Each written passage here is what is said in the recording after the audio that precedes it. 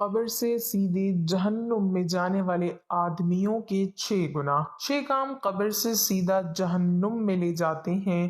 یہ 6 کام نہ کرنا ورنہ جہنم میں چلے جاؤ گے۔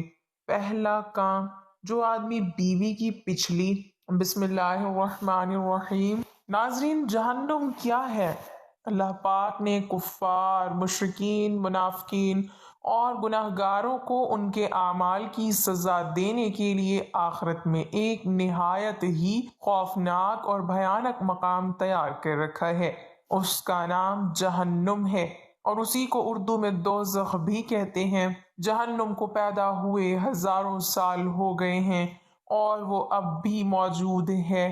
ایسا نہیں ہے کہ قیامت کے دن بنائی جائے گی۔ دوزخ کہاں ہے؟ دوزخ 7ویں زمین کے نیچے ہے۔ دوزخ کی آگ کا رنگ جہنم کی آگ 1000 برس تک دھکائی گئی، یہاں تک کہ سرخ ہو گئی، پھر 1000 برس دھکانے کے بعد سفید ہو گئی، پھر 1000 برس دھکائی گئی تو سیاہ ہو گئی، اب وہ بالکل سیاہ ہے۔ جہنم کا سب سے ہلکا عذاب کیسا ہے؟ دوزخ میں سب سے ہلکے عذاب والا وہ ہے جسے آگ کے 2 جوتے اور 2 تسمے پہنائے جائیں گے، جن سے ان کا دماغ ہنڈیا کی طرح جوش مارے گا۔ وہ یہ سمجھے گا کہ سب سے زیادہ سخت عذاب اسی پر ہے، حالانکہ اس پر سب سے ہلکا عذاب ہوگا۔ اسی حدیث میں امام احمد کی روایت یوں ہے، اس کے تلووں میں انگارے رکھے جائیں گے جس سے بھیجا ابلے گا۔ بڑی خرابی ہے اس شخص کی جو پیٹھ پیچھے دوسروں پر عیب لگانے والا اور منہ پر تانے دینے کا عادی ہو، جس نے مال اکٹھا کیا ہو اور اسے گنتا رہتا ہو۔ وہ سمجھتا ہے کہ اس کا مال اسے ہمیشہ زندہ رکھے گا، ہرگز نہیں، اس کو تو ایسی جگہ میں پھینکا جائے گا جو چورا چورا کرنے والی ہے، اور تمہیں کیا معلوم وہ چورا چورا کرنے والی چیز کیا ہے؟ اللہ کی سلگائی ہوئی آگ جو دلوں تک جا چڑھے گی۔ یقین جانو وہ ان پر بند کر دی جائے گی، جبکہ وہ آگ کے لمبے چوڑے ستونوں میں گھرے ہوئے ہوں گے۔ جہنم کیا ہے؟ اللہ تعالیٰ فرماتا ہے، اے ایمان والو، اپنے آپ کو اور اپنے گھر والوں کو جہنم کی آگ سے بچاؤ جس کا ایندھن انسان اور پتھر ہیں۔ اسی طرح فرمان الہی ہے، نہ تو اس کا کام تمام کیا جائے گا کہ وہ مر ہی جائیں، اور نہ ان سے جہنم کا عذاب ہلکا کیا جائے گا، یعنی جہنم میں نہ موت آئے گی اور نہ ہی عذاب کم کیا جائے گا۔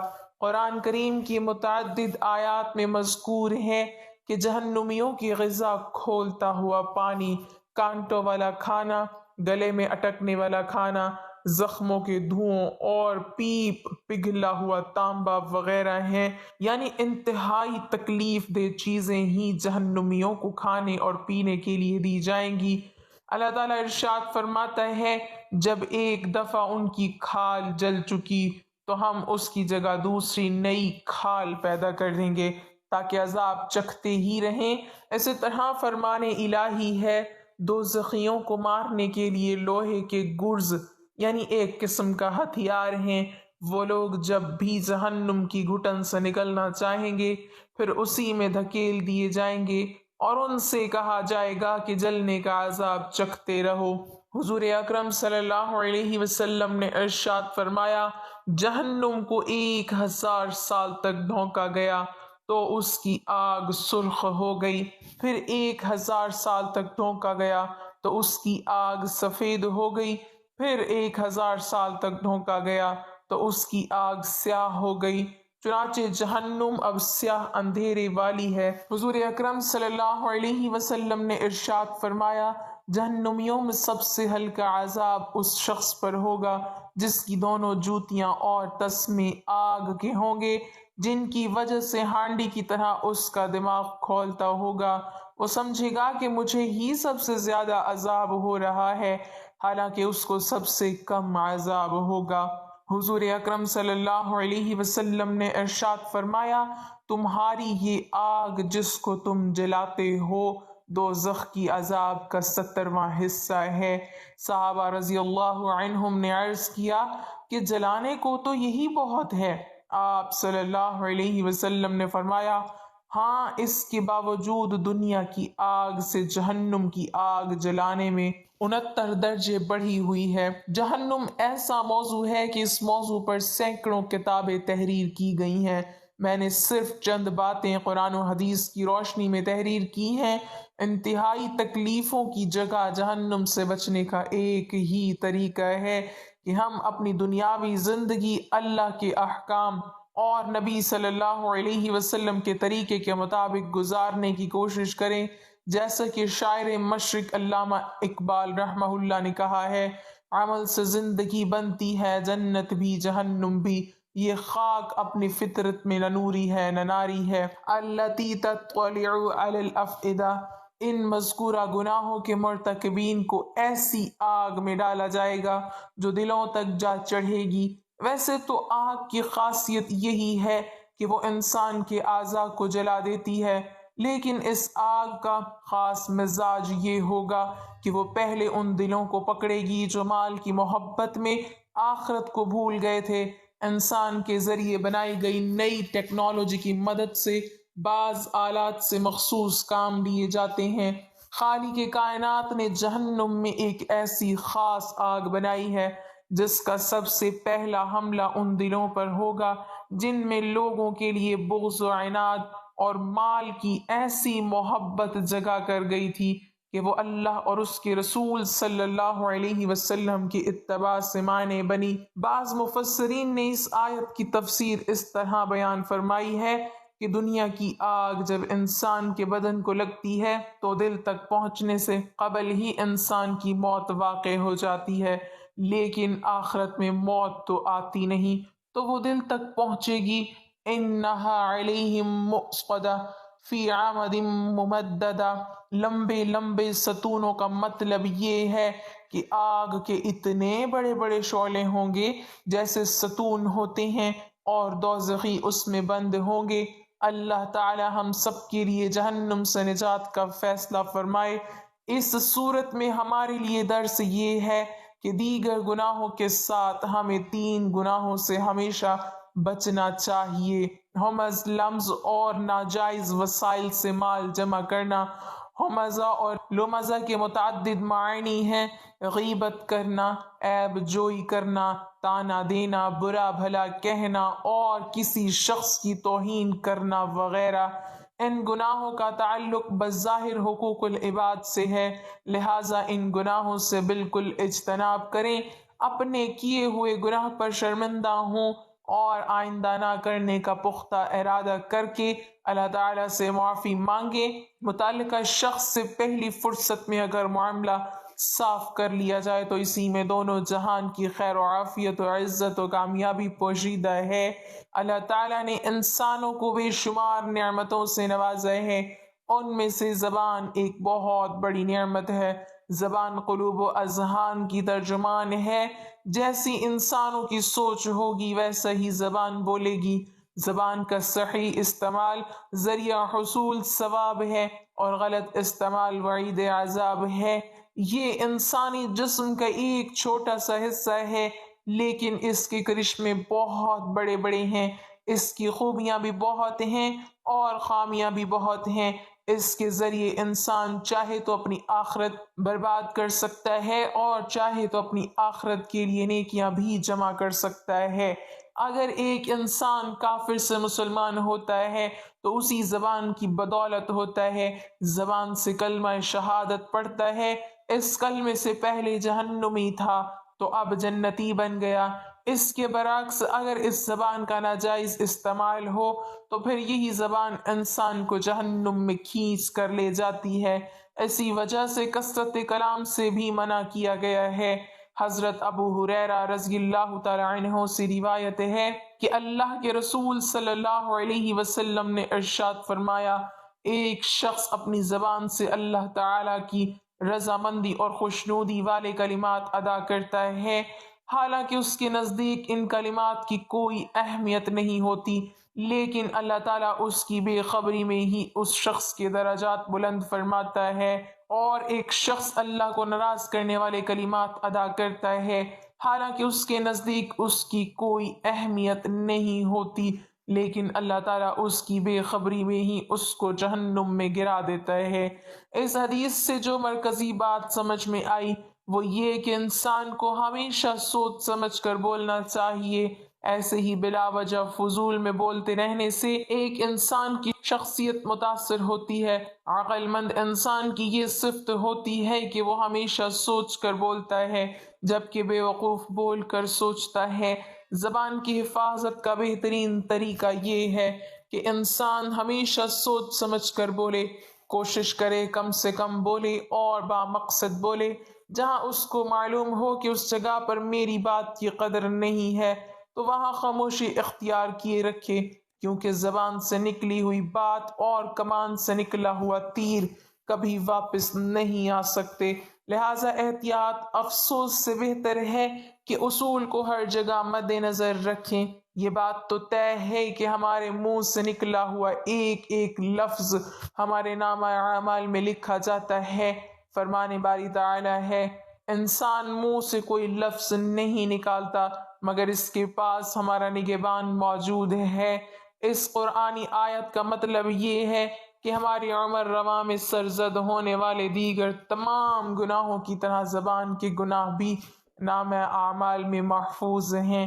پیارے پیغمبر حضرت محمد صلی اللہ علیہ وسلم کا فرمان ہے، جو شخص مجھے دو چیزوں کی ضمانت دے دے تو میں حضرت محمد صلی اللہ علیہ وسلم اس کو جنت کی ضمانت دیتا ہوں، ایک زبان اور دوسری شرمگاہ۔ غور کیجئے، یہ پیارے رسول صلی اللہ علیہ وسلم کی ضمانت و خوشخبری ہے۔ اب ذرا سوچئے کہ ہماری محفلیں، اجتماعات، گلی محلوں میں دوستوں کی میٹنگیں، بازاروں میں عامہ الناس اور بالخصوص خواتین باہمی گفتگو کیسے کرتی ہیں؟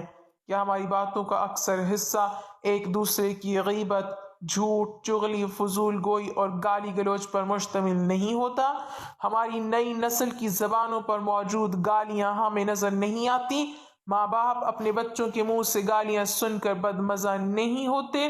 نبی کریم صلی اللہ علیہ وسلم نے صحابہ اکرام رضی اللہ عنہم سے فرمایا، تم جانتے ہو غیبت کیا ہے؟ صحابہ اکرام رضی اللہ عنہم نے عرض کیا، اللہ اور اس کے رسول صلی اللہ علیہ وسلم بہتر جانتے ہیں۔ تو آپ صلی اللہ علیہ وسلم نے فرمایا، تمہارا اپنے مسلمان بھائی کے بارے میں ایسی باتوں کا ذکر کرنا کہ جس کو وہ ناپسند کرتا ہے، یہ غیبت ہے۔ عرض کیا گیا، اگر وہ میرے بھائی میں موجود ہو تو؟ فرمایا، اگر تم ایسی بات کرو جو اس میں موجود ہے تو یہ غیبت ہے، اور اگر موجود نہیں تو تم نے اس پر بہتان لگایا۔ غیبت اور آفات لسانی کے متعلق اللہ تعالیٰ کا فرمان ہے، اے ایمان والو، کوئی جماعت کسی دوسری جماعت کا مذاق نہ اڑائیں، ممکن ہے وہ اس سے بہتر ہو، نہ ہی عورتیں دوسری عورتوں کا مذاق اڑائیں، ممکن ہے جن کا مذاق اڑایا جا رہا ہے وہ مذاق اڑانے والیوں سے بہتر ہوں، اور آپس میں عیب جوئی نہ کرو اور نہ کسی کو الٹے ناموں سے پکارو، اور یاد رکھو کہ یہ ایمان کے بعد فسق یعنی گناہ کا کام ہے، اور جو ان گناہوں سے توبہ نہ کریں وہی لوگ ظالم ہیں۔ جھوٹ ایک ایسی مہلک ترین بیماری ہے جو انسان کا کچھ نہیں چھوڑتی۔ نبی کریم صلی اللہ علیہ وسلم معراج پر گئے تو آپ صلی اللہ علیہ وسلم نے وہاں دیکھا کہ جھوٹ بولنے والے شخص کی بانچھوں کو کینچی کے ساتھ چیرا جا رہا ہے۔ انسان جب کوئی غلط کام کرتا ہے تو پھر اس کو چھپانے کے لیے جھوٹ بولتا ہے، مگر نتیجہ پھر بھی ذلت اور رسوائی، ندامت و شرمندگی کی صورت میں سامنے آتا ہے۔ نبی کریم صلی اللہ علیہ وسلم کی ایک حدیث شریف میں ہے، انسان جھوٹ بولتا ہے اور ہمیشہ جھوٹ بولنے کی تگ و دو میں لگا رہتا ہے، یہاں تک کہ اللہ تعالیٰ کے دربار میں بھی جھوٹا لکھ دیا جاتا ہے، اور آدمی سچ بولتا ہے اور ہمیشہ سچ کی کوشش میں لگا رہتا ہے، یہاں تک کہ اللہ تعالیٰ کے ہاں بھی سچا لکھ دیا جاتا ہے۔ عبداللہ بن عمر فرماتے ہیں کہ اللہ کے رسول صلی اللہ علیہ وسلم نے ارشاد فرمایا، جب بندہ جھوٹ بولتا ہے تو فرشتہ اس کی بدبو سے 1 میل دور ہو جاتا ہے۔ اس حدیث سے اندازہ لگایا جا سکتا ہے کہ جھوٹ کس قدر خبیث اور بدبودار فعل ہے۔ اگر ہم اپنے گرد و پیش میں نظر دوڑائیں تو ہمیں یہ چیز بکثرت نظر آئے گی کہ جھوٹ کو گناہ سمجھا ہی نہیں جاتا۔ ہماری سیاست جھوٹ کے بغیر ادھوری سمجھی جاتی ہے۔ خود سیاست دان اس چیز کا اعتراف کرتے ہیں۔ کاروبار میں جھوٹ کا سہارا لیا جاتا ہے، لوگوں کو دھوکہ دیا جاتا ہے۔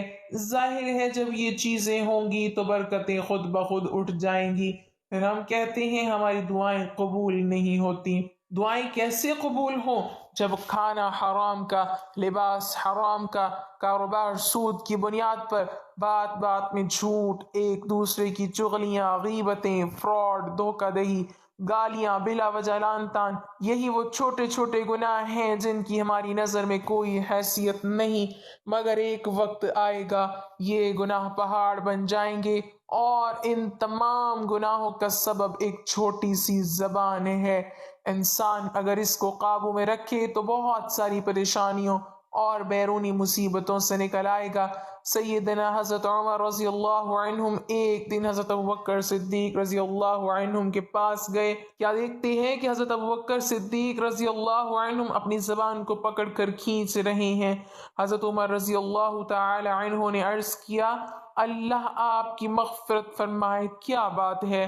حضرت ابو سعید خدری رضی اللہ تعالی عنہ بیان کرتے ہیں، جو اللہ کے رسول صلی اللہ علیہ وسلم نے فرمایا، صبح کے وقت ابن آدم کے تمام اعضاء زبان کے ساتھ ہاتھ جوڑ کر اس کی منت کرتے ہیں کہ تو ہمارے بارے میں اللہ سے ڈر جا، ہمارا تعلق وابستگی تجھ سے ہی ہے، تو اگر سارا دن سیدھی رہی تو ہم سیدھے ہیں، اور تو اگر ٹیڑھی ہو گئی تو ہم سب ٹیڑھے ہو جائیں گے۔ کہتے ہیں کہ زبان کا نشتر یعنی لوہے کے نیزے سے زیادہ گہرا زخم کرتا ہے، لہٰذا بہترین مسلمان بننے کے لیے اپنی زبان پر کنٹرول اور دوسرے مسلمانوں کی عزت نفس کا خیال بہت ضروری ہے۔ ادھر ادھر کی فضول باتوں سے بہتر ہے کہ اپنی زبان کو سلام کرنے کا عادی بنائیں، اس سے دوست بڑھتے ہیں اور دشمن کم ہوتے ہیں۔